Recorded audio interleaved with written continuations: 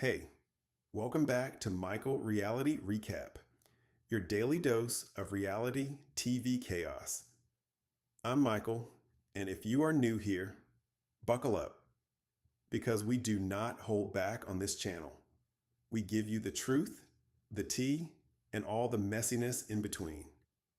Make sure you hit that subscribe button and turn on your notifications so you never miss a single recap. Because these reality TV folks, they stay giving me content. Okay, y'all, let's talk about Madagascar. Because honestly, Madagascar seems like such a cool and interesting place to visit. I am genuinely putting that on my wish list. But today, we are not here as tourists. We are here because of Trisha and Rick. Let's get into it. So first things first, Rick comes in with an apology. Because if you watched last episode, Rick completely overreacted when Trisha casually mentioned a place she had visited with her ex. She did not talk about her ex. She mentioned a location, a place, on a map, and this man spiraled. So yes, Rick, big insecure baby is a fair self-assessment. Glad we agree. Moving on. Now they arrive at Trisha's family home and village, and immediately, America starts showing up. No running water, no Western toilets. Rick is already in his feelings about it, and we are barely through the door. And look, I say this as an American myself. We complain about everything. You hand us an adventure, and we immediately start asking where the nearest Marriott is? It's embarrassing. It really is.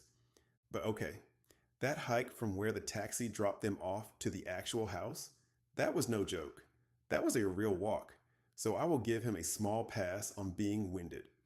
Now they get to the family, and wow, that is a big family. Dad, sister, brother, uncle, another sister. People just keep appearing. I couldn't keep track of the names either. Rick, don't feel bad. That is a lot of people to meet on your very first visit. No easing in, no warm up.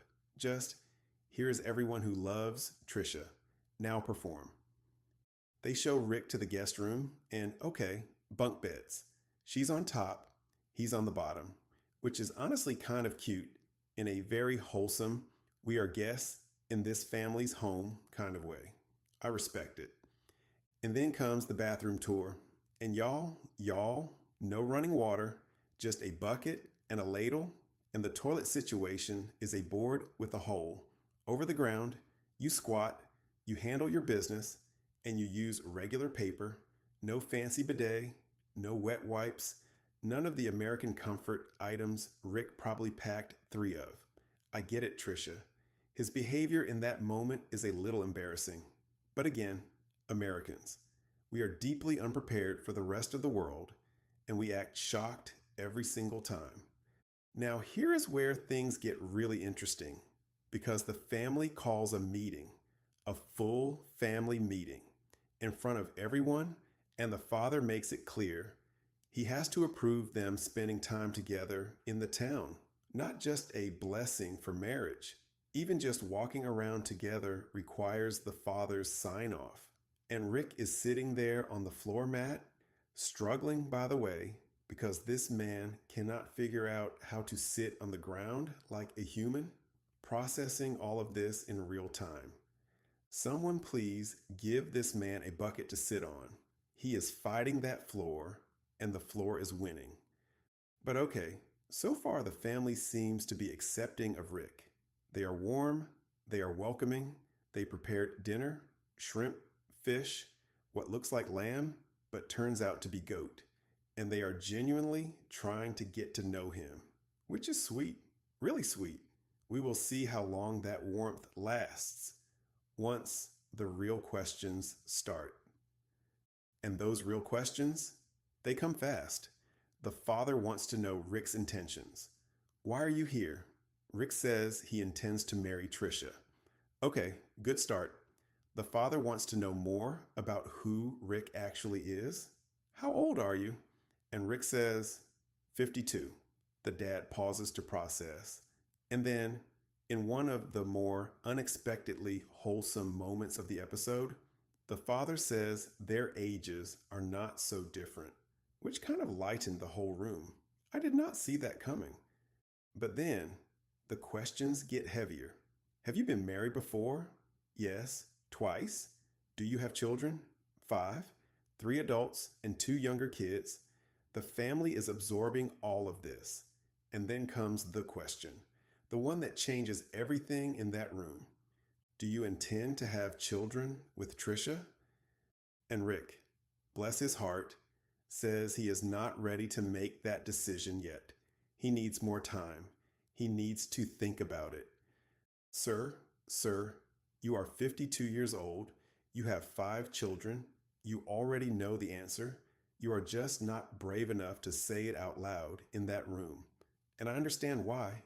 Because the family makes it very clear that in their culture, the entire point of marriage is children. Having children is what makes a family feel rich. The father straight up says he will not accept the marriage if Trisha cannot have children. That is where they stand. That is non-negotiable for them. And every single person at that table is looking at Rick with the exact same face. That skeptical, we are not convinced. The math is not mathing face, because they can see what we can see from our couches at home. This man does not want more kids. He has 5 already. He is not going to suddenly decide that what his life needs is a 6th child at 52 years old. And here is what gets me. He says, before he asks for her hand in marriage, he will make a decision about children, which sounds reasonable on paper. But what that actually means is I'm going to keep stringing this along until I absolutely have to give an answer. And Trisha is sitting right there. Her whole family is sitting right there, and nobody in that room is buying it. So here is my honest take. Rick, if you know you do not want more children, be an adult, say it clearly, not in a mean way, not cruelly, but honestly, because stringing Trisha along in a relationship that cannot give her what her family and her culture expects is not fair to her. Let her move on. Let her find someone who is on the same page. She deserves that, because the family is not going to budge on this.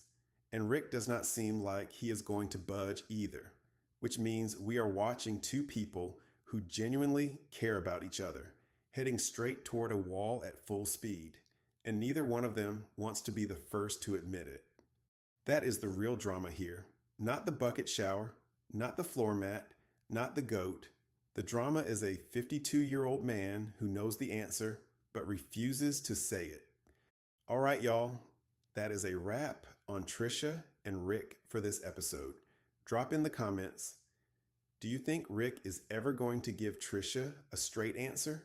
Or is he going to keep kicking that can down the road until she figures it out herself? I want to know what you think. Hit that like button if this gave you life. Subscribe if you have not already. And I will see y'all next week for more chaos. I'm Michael.